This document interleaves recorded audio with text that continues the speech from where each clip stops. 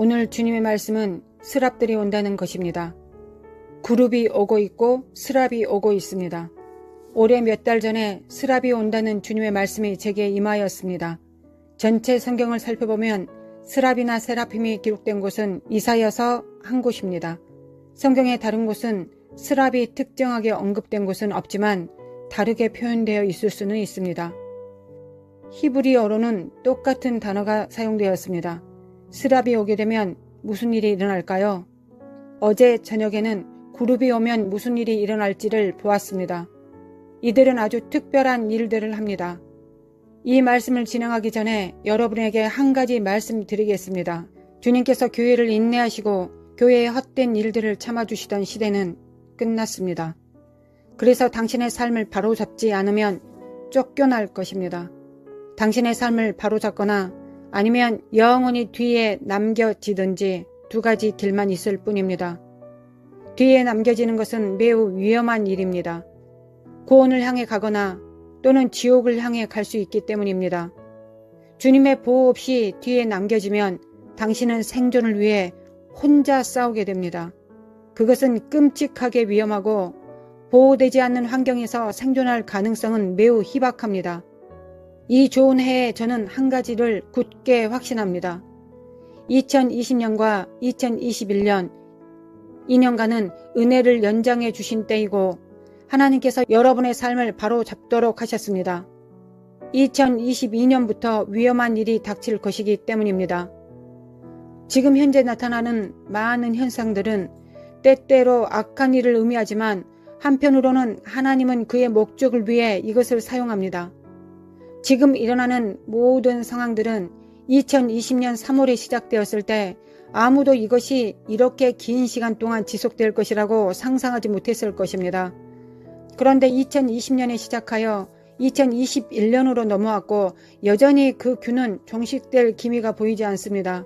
사그라진다고 할 때가 되면 새로운 것이 나오고 지금도 충분히 나쁘다고 생각하는데 또 다른 것들이 나왔습니다.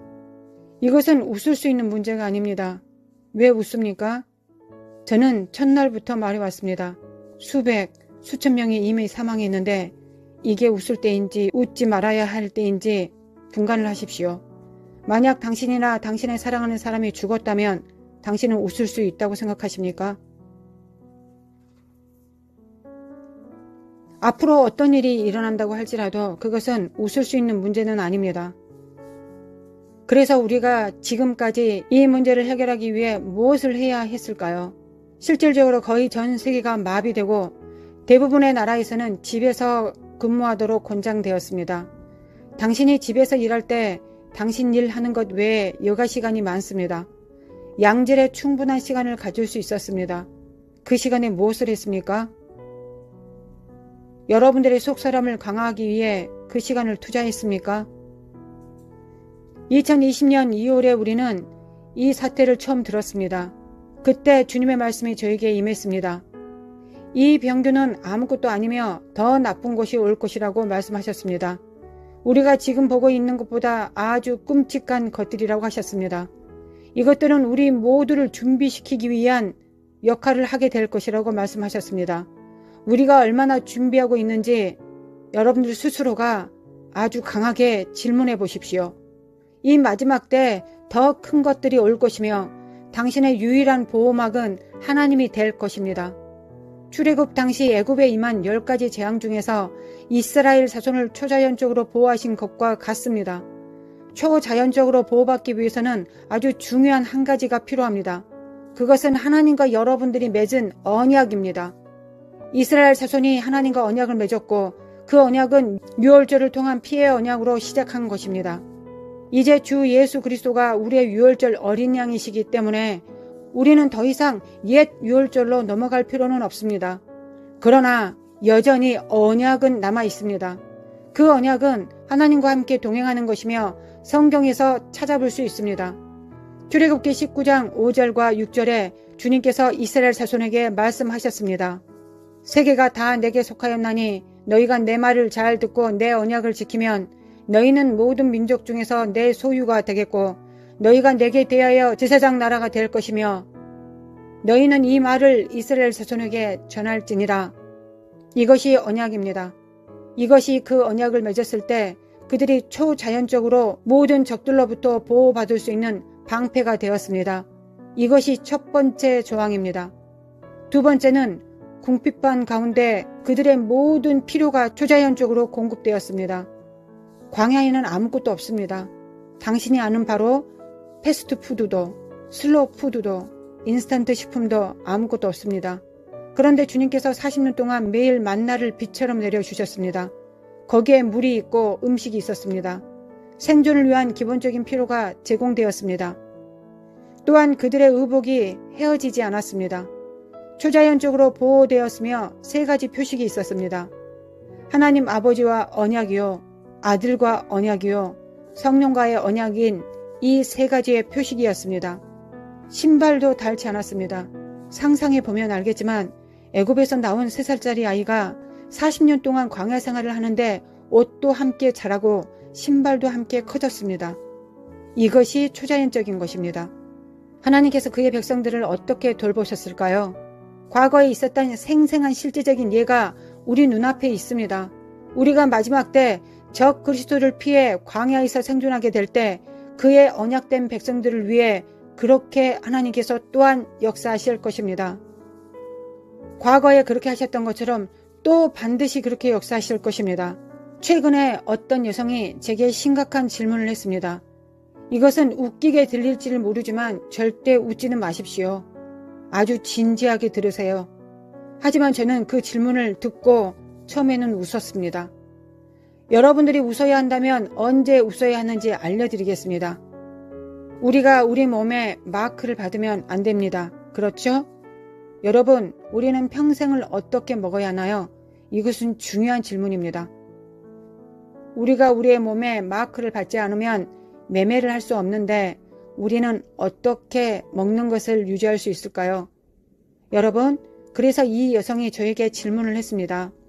아마 이 여성도 이런 고민이 있었던 것 같습니다. 저에게 질문을 했습니다. 우리는 우리 몸에 마크를 받지 않아야 하는데 혹시 우리가 아는 어떤 사람이 그 마크를 받았습니다. 그런데 그 마크를 받은 사람이 식료품 가게에서 먹을 것을 사왔습니다. 우리는 그 식료품을 먹어도 될까요? 저는 이 진지한 신학적 질문에 대해 곰곰이 생각해 보았습니다. 이전에는 아무도 이런 생각을 질문한 적도 없고 질문하지도 않았을 것입니다. 우리는 적 그리스도에 대해서 생각해 보지도 못했습니다. 또한 마크를 받는 것에 대해서도 진지하게 많이 생각해 보지 않았고 몸에 마크를 받은 사람이 사온 음식에 대해서 우리가 먹어도 되는지 먹으면 안 되는지에 대해서도 생각해 보지도 않았습니다. 우리는 그 음식을 먹어도 될까요? 먹을 수 있는지 못 먹는지 그게 문제였기에 그 질문에 어떻게 대답을 해야 될지 저는 한참 고민을 했습니다. 당신이 구원받지 못한 아버지나 어머니, 남편이나 아내라고 가정해 보십시오. 그들은 마크를 받아버렸습니다. 그리고 식료품점에 갔고 당신과 당신 가족을 위해 식료품을 사왔다고 가정해 보십시오. 저의 친애하는 친구 브루스 박사는 그것이 식인풍습에 관한 것이라고 말합니다. 그곳에서 인간 희생 파티가 열릴 것이고 덫에 걸리게 할 수 있습니다. 그것이 식인풍습에 해당되는 것이므로 대답은 먹어서는 안 된다는 것이었습니다. 당신 옆에 마크를 받은 자가 있고 그가 식료품을 사왔습니다. 그가 아주 맛있는 요리를 한다고 할지라도 그리고 그 냄새가 여러분들의 오감 안으로 스며들어서 여러분들을 매우 고통스럽게 한다고 할지라도 여러분들은 그 상황에서 올바르게 저항해야 합니다. 하나님께서 우리에게 떡과 물을 계속 주시겠다고 말씀하셨습니다. 우리가 의심할 여지가 없습니다. 하나님께서는 마지막 때 남은 자들에게 초자연적인 기름 부음을 부어주시겠다고 하셨습니다. 그리고 음식을 재창조하실 것입니다.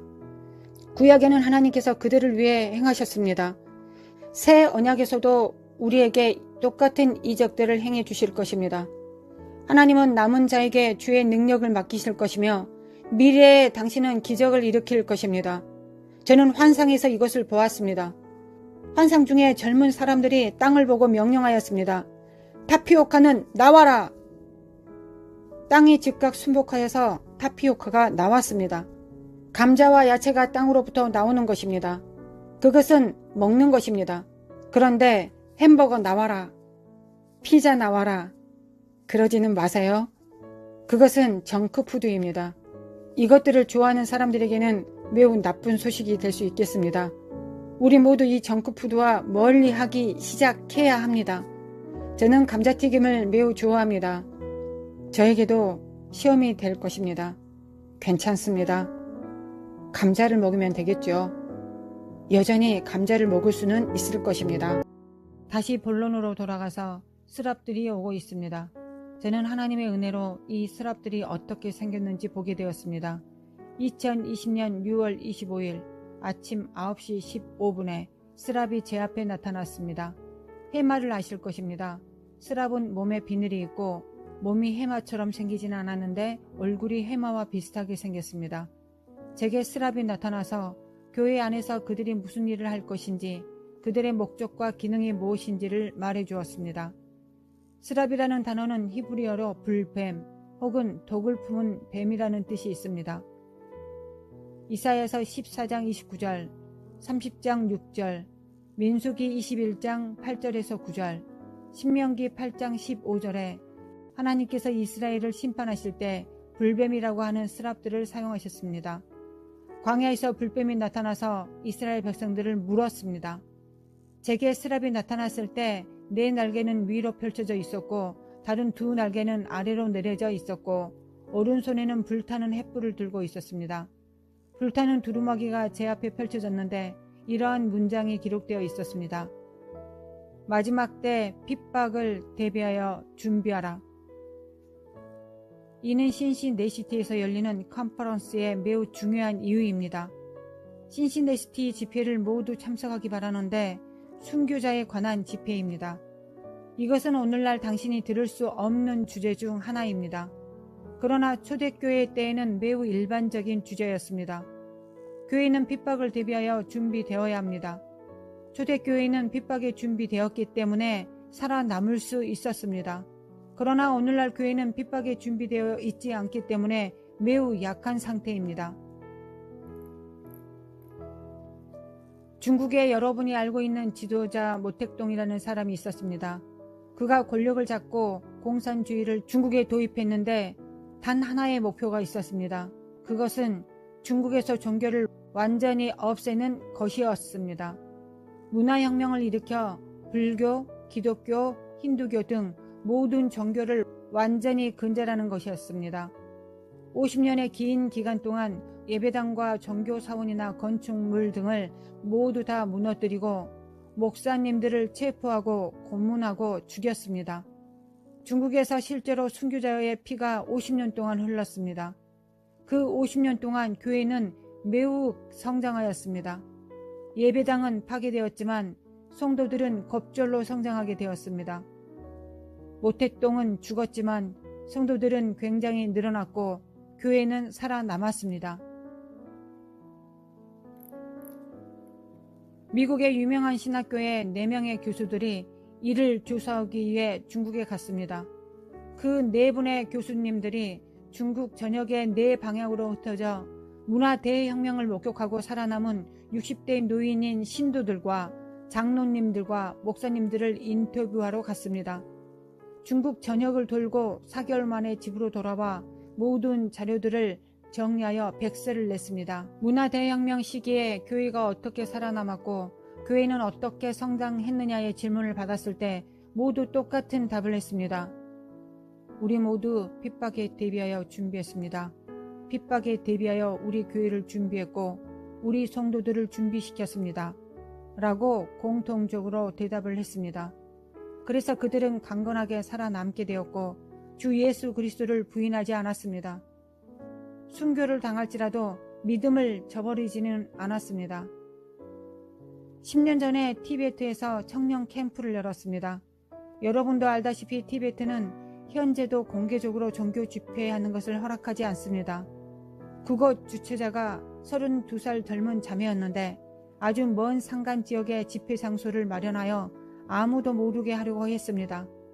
특별히 초청받은 사람들만 알 수 있었습니다. 25명이 모여 4일 동안 모두 성령이 충만하고 영광스러운 모임을 가졌고 방언으로 말하기 시작했습니다.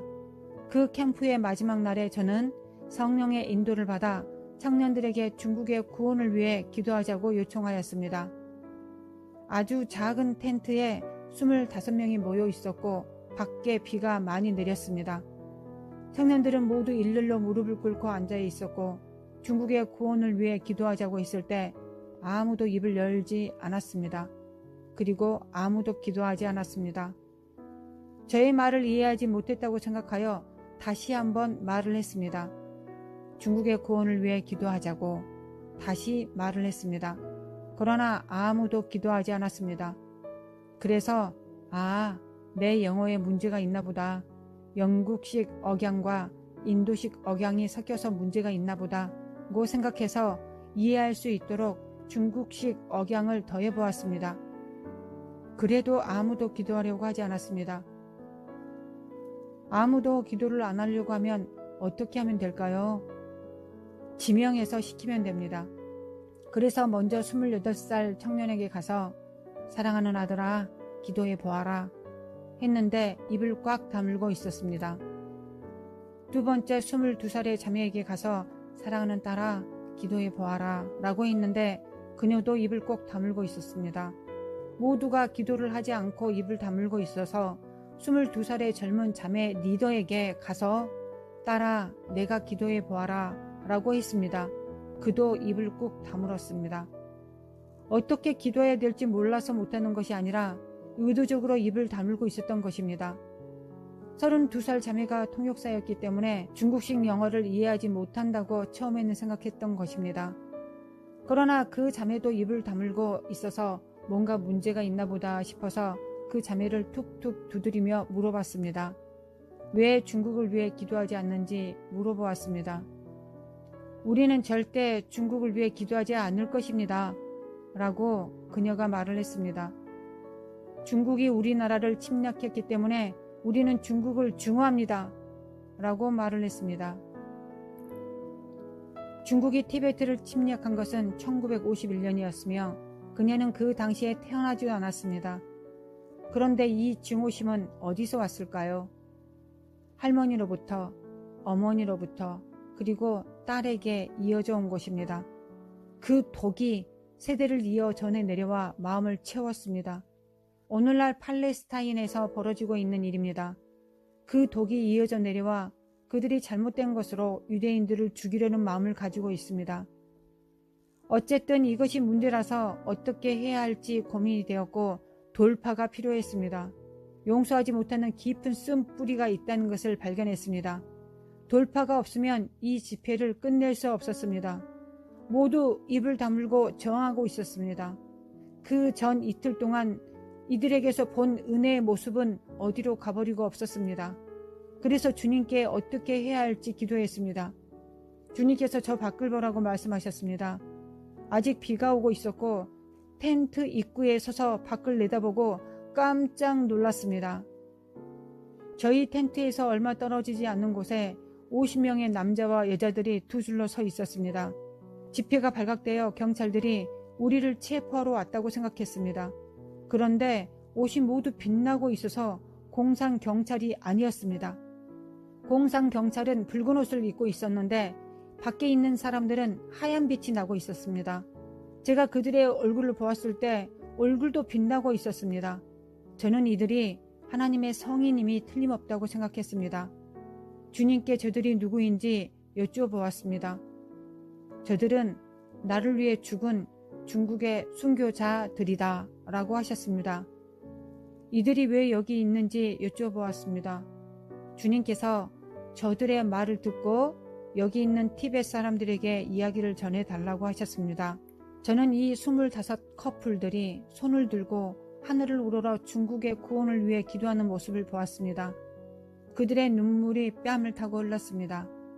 중국이 티베트를 점령한 것에 대해 하나님의 용서를 간구하고 회개하고 중국을 위하여 신음하며 기도하고 있었습니다.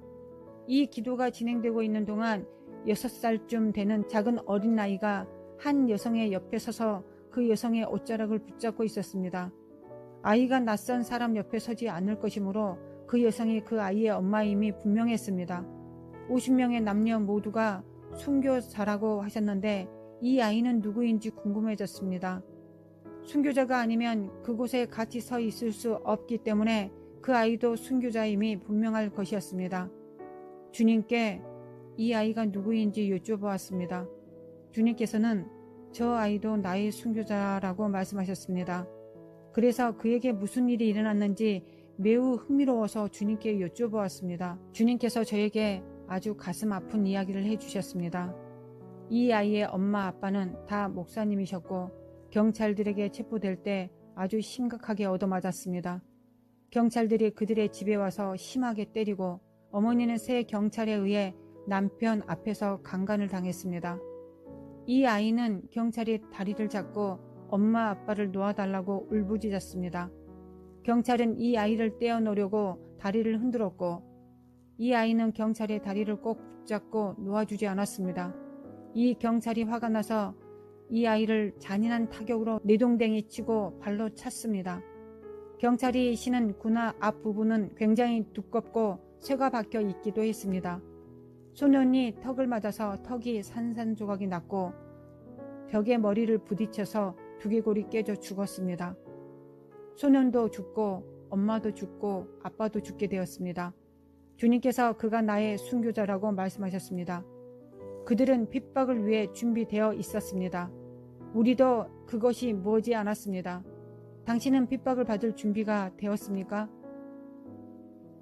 미국 속담에 있듯이 당신에게 어떤 것이 닥치지 않았을 때 예라고 말하는 것은 매우 쉽습니다.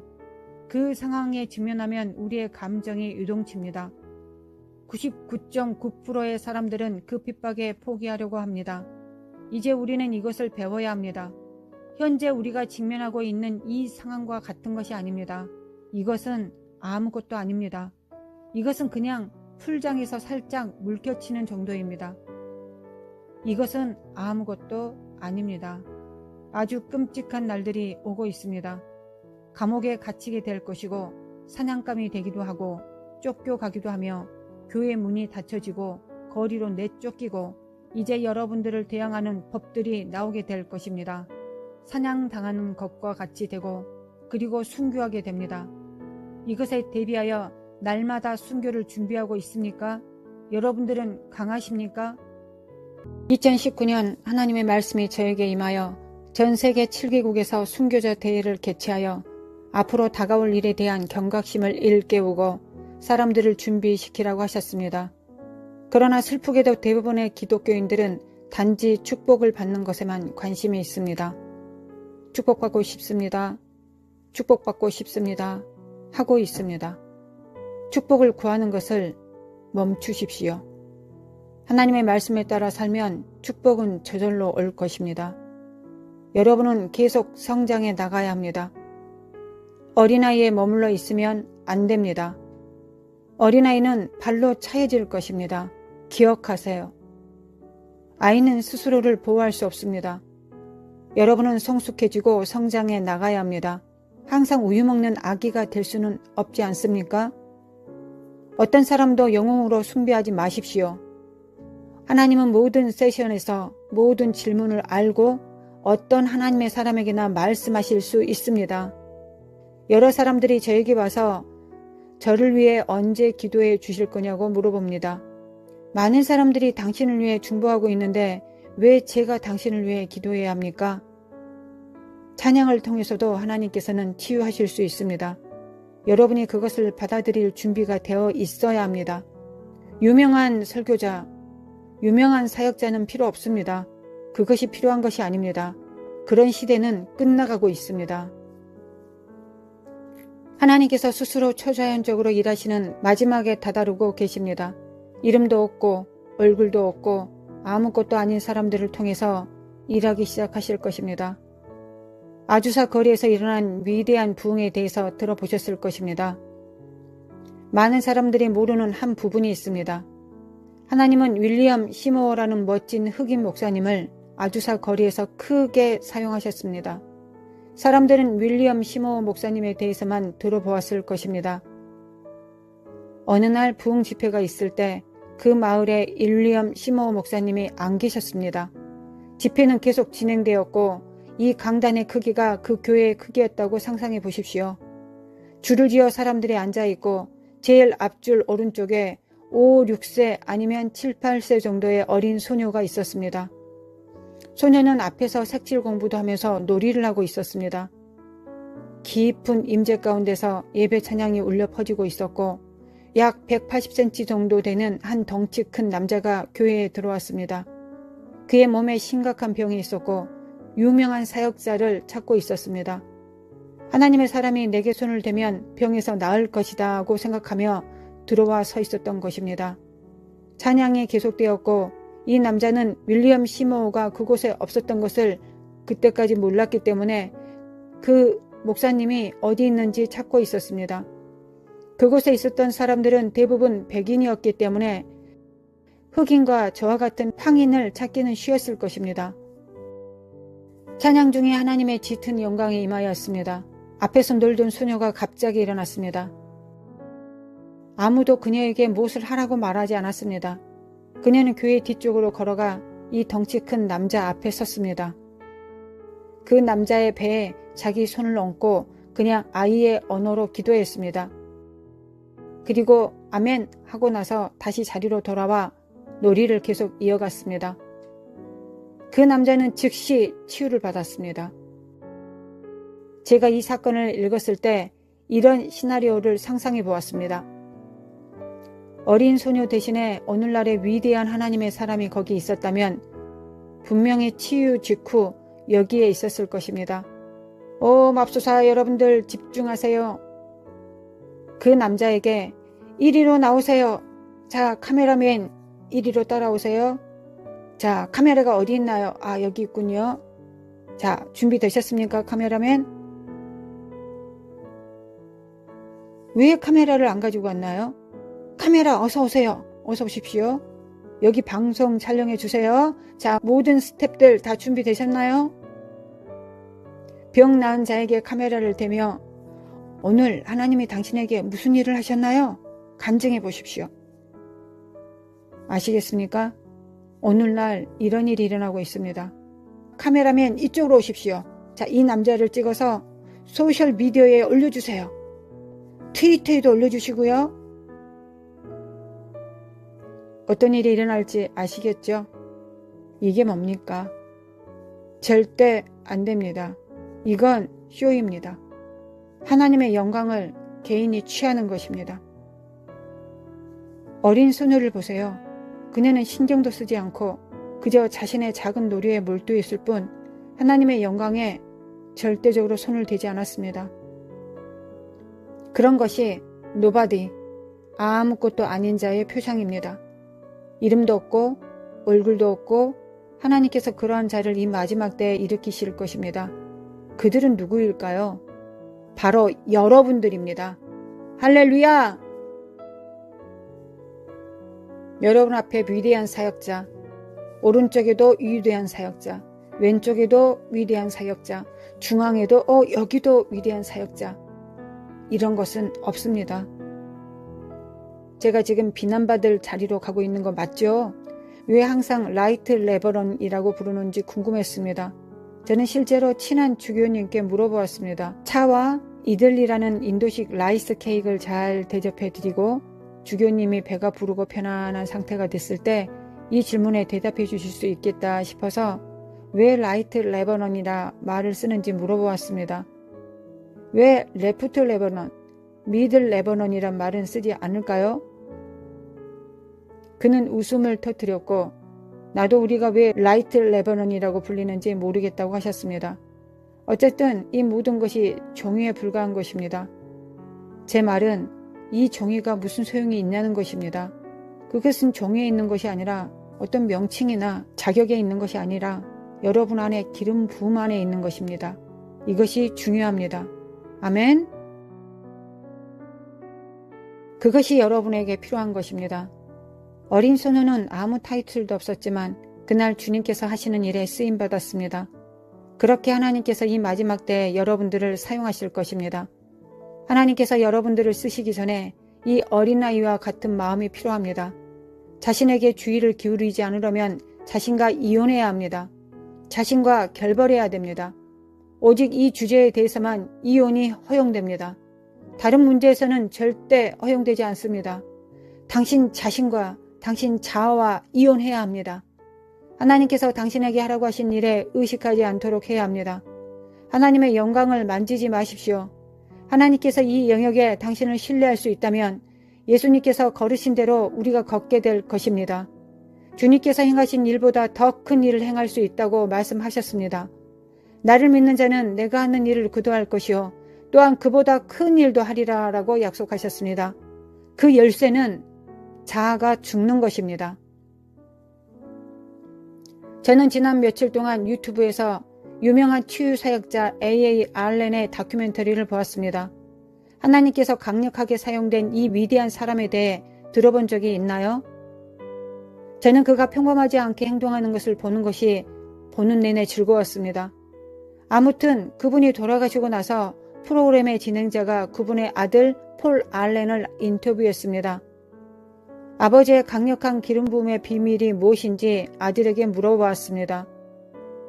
아버지께서 밤낮으로 기도하시고 금식하시고 열정을 갖고 계시고 등등 얘기를 했습니다.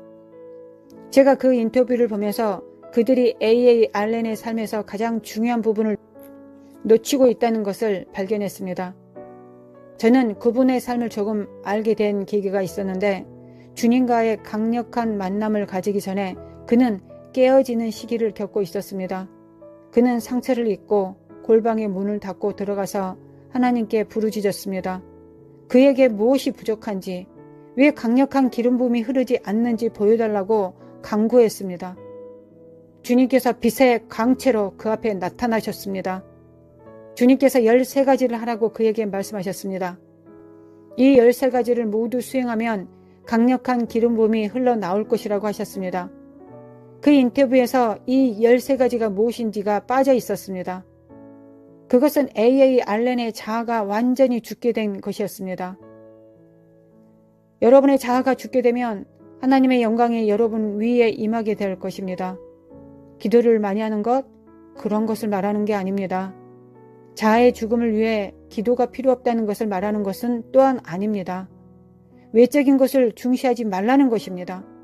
하나님의 은혜를 부인하는 것이니 행함은 필요한 것이나 그 자체를 우상시해서는 안 됩니다. 그것을 위해 여러분 자신을 준비해야 합니다. 자아의 죽음이 필요하고 가장 핵심적으로 중요한 것입니다. A.A. 알렌이 사람들을 치유하는 많은 영상을 보면 그분 자신이 어떤 영광도 취하지 않습니다. 한 집회에서 30년 동안 누워서 걸을 수 없는 사람이 있었습니다. 알렌 목사님이 그를 보고 가서 믿음이 있느냐고 소리치셨습니다. 신사처럼 말씀하시는 분은 아니셨습니다. 예수님의 이름으로 일어나라고 하니 그 남자가 일어났습니다. 알렌 목사님은 사람들에게 어서 모두들 하나님이 그에게 행하신 일에 대해 살아계신 하나님의 이름을 찬양하도록 했습니다. 그리고 나서 걷게 된 남자에게 그냥 가라고 말하고 그 다음 사람에게 기도를 해 주었습니다.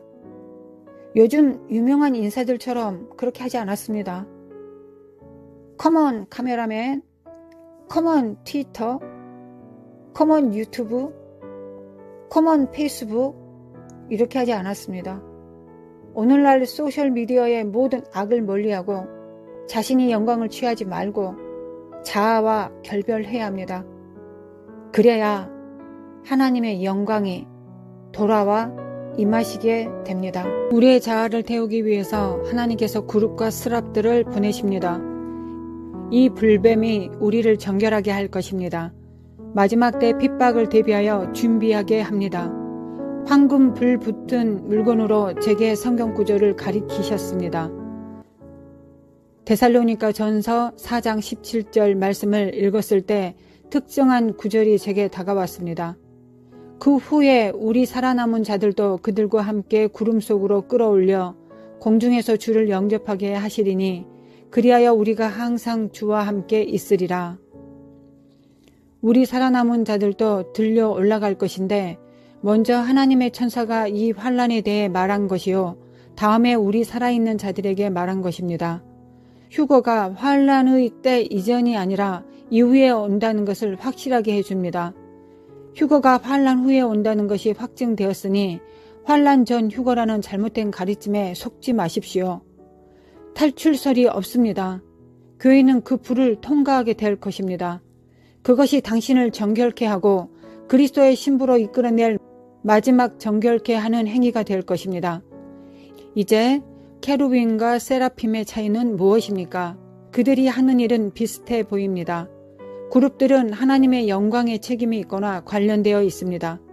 이것은 에스겔서 10장 3절에서 5절, 18절에서 19절과 11장 22절에서 23절에 그룹들은 항상 하나님의 영광과 연관되어 있습니다.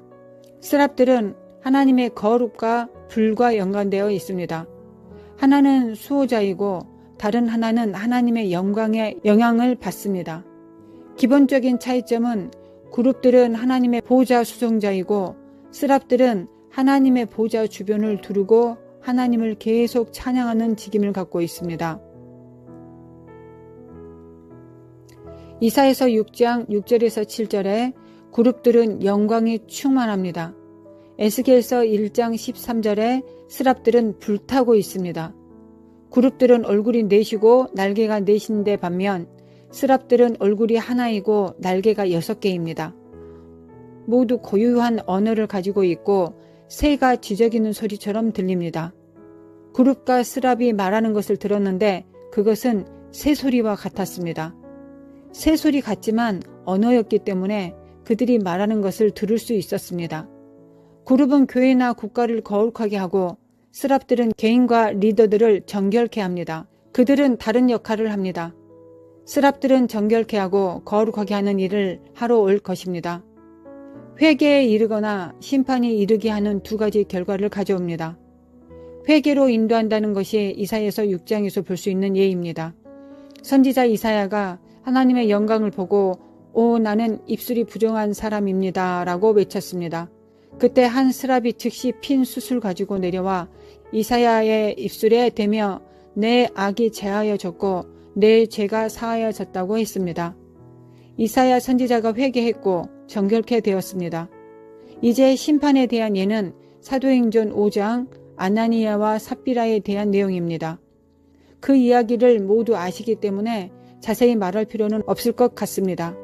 그들은 교회에 헌금하는 것에 대해 뽐내고 매우 자랑스러워했습니다.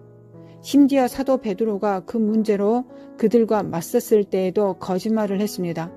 그들은 회개할 마음이 없었습니다. 그들은 과감하게 거짓말을 했고 즉각 심판이 임하여 쓰러졌습니다. 회개 아니면 심판입니다. 그것은 오늘날 교회에서 일어날 일입니다. 회개하지 않으면 심판이 임하여 목회자들이 강단에서 죽어 나가게 될 것입니다. 이것을 제가 수년 동안 애원하고 있습니다. 주님께서 최근 아프리카 국가에서 이런 일이 어떻게 일어났는지 증언해 주셨습니다. 거짓 선지자가 심판받았고 아무것도 아닌 듯이 쓰러져 죽었습니다. 늙어서 죽는 것이 아니라 젊은데 갑자기 죽어버리는 것입니다. 저는 이런 애원이 성취되었다고 기뻐하지 않습니다. 저는 더 두려운 마음을 갖게 됩니다. 이것은 마지막 때 더욱 심해질 것입니다. 오늘 아침에 제가 주님을 기다리고 있는데 주님의 말씀이 임하였습니다. 저들에게 다시 상기시켜라. 내가 채찍을 가지고 올 것이다. 요한복음 2장에 나옵니다. 예수님께서 노끈을 엮어서 채찍을 만들었습니다. 새 가닥이 필요합니다. 삼겹줄은 쉽게 끊어지지 않습니다. 새 가닥을 엮어서 5에서 6피트 정도 되는 긴 채찍을 만들었습니다. 그 채찍을 휘두르면 심한 고통을 일으키거나 죽음에 이를 수도 있습니다. 저는 새 가닥에 대해 묵상하게 되었고 그 의미를 주님께 여쭈어보았습니다. 조금 전 찬양하는 동안 성령님께서 말씀해 주셨습니다. 첫 번째 가닥은 그룹이고 두 번째 가닥은 스랍이며 세 번째 가닥은 에스겔서 9장에 나옵니다. 천사들을 보내어 의인의 네 머리에 인을 치시고 그 후에 심판이 임합니다. 의인은 누구입니까? 그들은 이 땅의 죄 때문에 중보하고 하나님께 부르짖는 자입니다. 그들은 교회의 죄와 가족들의 죄 때문에 틈 사이에 서서 밤낮으로 부르짖습니다. 그래서 다른 천사의 그룹인 실러라고 부르는 특별한 천사들이 있습니다. 천국에 다른 종류의 천사들이 있습니다. 모두 다 각각 다른 역할들을 가지고 있습니다. 한 천사가 모든 일을 하는 것이 아닙니다. 하나님은 다른 기능을 가진 큰 행정 조직을 가지고 계십니다. 각각의 역할이 있습니다. 이 특별한 천사들은 오직 하나님의 백성에게 가서 인치도록 임명되었습니다. 모든 천사가 인치는 것이 아니고 모든 사람에게 인을 쳐주는 것도 아닙니다. 오직 마음이 순결한 사람, 마음을 완전히 순복한 사람, 마음이 완전히 타서 죄로 변한 사람, 자아를 버린 자들에게 인을 칩니다. 그들은 단순히 주님 저를 축복해 주세요 라는 식의 기도를 하지 않습니다. 몇몇 사람들이 그들이 음식이나 다른 것을 앞에 두고 어떻게 기도하는지를 들었을 것입니다. 식사 기도를 하는데 나라를 위해, 이스라엘의 축복을 위해 기도합니다. 저는 항상 사람들이 이스라엘 평화를 위해 기도한다고 할 때 무슨 평화를 기도하는지 묻습니다. 우리 이스라엘의 평화를 위해 기도합시다 하면서 예 합니다. 무슨 평화입니까? 성경을 기계적으로 인용하지 마십시오. 기계적으로 말하지 마십시오. 이런 종류의 기도를 오늘날 교회에서 많이 합니다. 슬프게도 어떻게 기도해야 하는지를 모릅니다. 그저 식사 기도를 하는 것뿐입니다. 오바마 행정부 시절 어느 날 저는 미국을 위해 기도하고 있었습니다. 주여, 이 땅에 기도의 전사들이 그토록 많은데 왜 아직도 그 모든 기도를 듣지 않으시나요? 그리고 저는 니느의 왕을 인용하며 기도했습니다. 니느의 왕이 악하고 아수르는 미국보다 더 악했습니다. 하나님께서 그 나라가 회개할 때 나라를 구해주셨습니다. 이 나라를 위해 기도하는 수백만의 사람들이 있는데 왜 이 미국을 안 구해주십니까? 주님께서 참을성 있게 저의 기도를 들으셨습니다. 예수님은 저를 방해하지 않고 저의 말을 끊지도 않으셨습니다. 참을성 있게 제 말을 다 들으시고 저의 질문에 답을 하겠다고 말씀하셨습니다. 니느웨와 미국의 차이점을 말해주겠다. 니느웨가 회개했을 때 왕이 왕자에서 물러나 잿더미에 앉아 회개했다. 그럼 이제 오바마가 그렇게 했는지 말해봐라. 저는 잠시 아무 말도 하지 못했습니다. 제가 가진 작은 지식으로 그렇게 하지 않았습니다. 라고 예수님께 말씀드렸습니다. 주님께서 저에게 다음 질문을 하셨습니다. 또 어떤 경우가 있느냐? 저는 어떤 논쟁을 할 수가 없었습니다. 당신이 옳으십니다 하고 저는 다른 전략을 생각해냈습니다. 오세의 경우는 어떠합니까? 그가 기도한 한 사람이었습니다. 그가 하나님과 사람들 틈 사이에 있어서 중재하면서 용서를 구했을 때 하나님은 심판하지 않으셨습니다. 우리 안에 기도하고 있는 이 모든 사람들을 보십시오. 주님께서 그러면 그들이 어떻게 기도하는지 보여주겠다고 말씀하셨습니다. 저는 주님께 그 말씀을 드린 것을 매우 후회했습니다. 저들이 어떻게 기도하는지 봐라. 여러분이 알다시피 제가 좋은 예를 보여드리겠습니다. 저를 볼 수 있기를 바랍니다. 큰 경기장에서 기도를 위해 모인 사람들이 이렇게 앉아 있습니다. 오 주님, 우리는 미국을 위해 기도합니다. 할렐루야, 아멘. 웃지 마세요. 여러분 모두가 그 죄를 지었습니다. 이 병이 무엇인지 제발 신경 쓰지 마십시오. 이것은 시연을 위한 것입니다. 오 주님 할렐루야, 하나님 할렐루야, 오 주님 할렐루야, 아멘, 아멘, 아멘, 아멘. 그리고 그들은 일어나서 걸어갔습니다. 이것이 그들이 기도하는 방법입니다. 주님께서 저에게 물으셨습니다. 모세가 그렇게 기도했니? 선지자 모세가 기도할 때 사느냐 죽느냐 하는 상황이 되었던 것처럼 기도했습니다. 그는 제단에 목숨을 걸었습니다. 그는 주께서 이 사람들을 건지지 않으시려면 저를 죽이십시오. 생명책에서 저를 지워버리소서라고 기도했습니다. 여러분들 들어보세요. 여러분은 얼마나 그렇게 기도하기 원하십니까? 생명책에서 지워지는 그러한 것을 감수하면서 당신은 그렇게 기도할 것입니까? 솔직히 예스라고 답할 수 없을 것입니다. 모세는 어디에 계십니까? 모세는 어디에 있었습니까? 그래서 제가 두 번째 논쟁에서도 놓쳤습니다. 이것은 우리에게만 있는 것이 아닙니다. 이 문제는 우리에게만 있는 것이 아니라 전 세계에 걸쳐 있다는 것을 알고 있습니다. 이것이 오늘날 기독교의 슬픈 상태입니다. 존 녹수라는 사람에 대해 들어본 적이 있습니까? 그는 항상 무릎을 꿇고 기도하는 기도의 사람입니다. 전 영국 여왕이나 스코틀랜드의 여왕은 이 작은 남자 존 녹수를 제외하고는 누구도 두려워하지 않는다고 말했습니다. 그가 기도할 때 두렵고 떨린다고 했습니다. 그가 정부를 전복했기 때문입니다. 그런 사람들이 어디 있습니까? 이것이 하나님의 백성의 모습입니다. 그러면 우리 마음의 문제가 무엇입니까? 우리는 주님보다 자신을 더 사랑합니다. 그것이 우리 마음의 문제입니다. 이것은 우리 각각 개개인의 문제들입니다. 만약 당신이 선지자 모세가 기도했던 것처럼 나라를 구해주시지 않는다면 나를 죽이시고 주께서 생명책에서 저의 이름을 지워버리소서라고 기도할 수 있다면 이 나라를 다시 살리실 것입니다. 그러니 이제 제가 어떻게 주님 앞에 중재할 수 있겠습니까? 이것이 지금 우리의 상태입니다. 이것이 유감스럽게도 우리 진정한 상태, 교회의 진정한 상태입니다. 우리는 우리 자신을 구원하는 것 말고는 관심이 없습니다. 우리는 노아와 같습니다. 그냥 나와 가족입니다. 물론 말 못하는 동물들도 있겠죠. 노아와 모세의 차이점을 보십시오. 노아는 자신과 그의 가족을 구했습니다.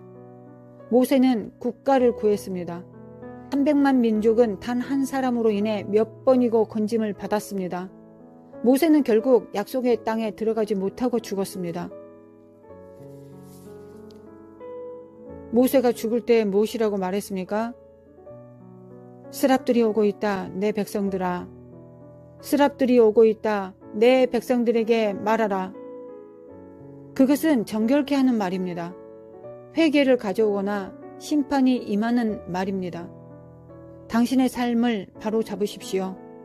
하나님께서 그의 교회를 정결케 하실 것입니다. 죄의 뿌리와 당신의 삶에 매우 깊은 죄의 영향을 완전히 태워져 죄가 되도록 해야 합니다. 당신은 더 이상 죄를 품고 있으면 안 됩니다. 영은 온이로되 육신이 약하다고 더 이상 말할 수 없습니다. 그렇게 말하면 뒤에 남겨지게 될 것입니다. 지옥에 간다고 말하는 것이 아닙니다. 마지막으로 한 가지 이야기를 들려드리겠습니다. 아마 제가 이 말씀을 다른 곳에서 했던 걸 여러분들이 들었을지 모르겠지만 한 번 더 반복하는 것이 좋겠습니다. 저의 친한 목사인 친구는 하나님과 매우 깊이 동행하는 것이 그의 바람이었습니다. 그의 아내는 그렇지 않고 평범한 기독교인이었습니다. 교회에서 그냥 좋은 목사의 아내로서 괜찮지만 더 이상은 원하지 않았습니다.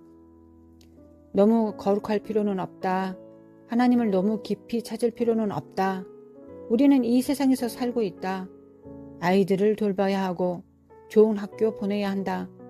결혼도 시켜야 하고 좋은 삶을 살게 해줘야 한다고 생각했습니다. 그래서 남편과 아내가 많은 충돌이 있었습니다. 어느 날 남편이 아내에게 손들어 버렸고 자신은 계속 하나님을 추구하며 살았습니다. 어느 날 이 여자분이 꿈을 꾸었습니다. 꿈에서 그녀가 해변가에 있었는데 예수님께서 그녀의 오른편에 서 계셨습니다. 주님은 바다의 파도를 바라보기만 하고 아무 말도 하지 않으셨습니다. 갑자기 어떤 남자 둘이 배를 바다로 밀고 가고 있었습니다. 이 여자가 10피트 거리에서 그 남자들을 보았습니다. 한 남자는 수영복을 입고 있었고 그 외에 아무것도 없었습니다. 다른 남자는 스쿠버 장비를 다 갖추고 있었는데 머리부터 발끝까지 다 착용하고 산소 탱크와 고글과 모든 것이 다 준비되어 있었습니다. 남자 둘이 배를 밀고 바다로 가서 노를 저었습니다. 여자가 그 모습을 보고 있었고 주님께서도 같이 보고 계셨습니다. 갑자기 여자에게 그들이 물에 빠지면 어떻게 될까 하는 생각이 들었습니다. 그녀가 그런 생각을 하게 된 이유는 기상 상태가 안 좋아지고 있었기 때문입니다. 천둥 번개가 치면 어떻게 될까? 큰 파도가 치고 그들이 빠지게 되면 어떻게 될까? 그녀는 두려움을 느끼기 시작했습니다. 그리고 그 배가 진짜 뒤집혀져 둘 다 물에 빠졌습니다. 그녀는 무슨 일이 일어나는지 살펴보았습니다. 30분에서 45분 후에 한 남자가 물속에서 나왔습니다. 스쿠버 장비를 다 착용한 남자였습니다.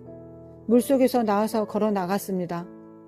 예수님께서 보시면서 아무 말씀도 하지 않으셨습니다. 그 여자분도 보고 있었습니다. 다른 남자는 30분 후에도 물속에서 나오지 않았습니다. 그래서 그녀는 예수님께 돌아서서 무슨 일이 일어났는지 여쭈보았습니다. 다른 남자는 어떻게 되었나요? 그때서야 주님께서 말씀하셨습니다. 물에서 나온 남자는 준비되어 있었다. 가슴에 깊이 새기십시오. 준비하라. 그는 결국 위험에 대비하여 준비되어 있었습니다. 그럼 다른 남자는 어떻게 된 것인지 여쭈보았습니다. 주님께서는 침묵하셨습니다. 잠시 후 여자를 보면서 말씀하셨습니다. 만약 그가 살아나온다면 그것은 하나님의 은혜이다. 그것이 꿈의 마지막이었습니다.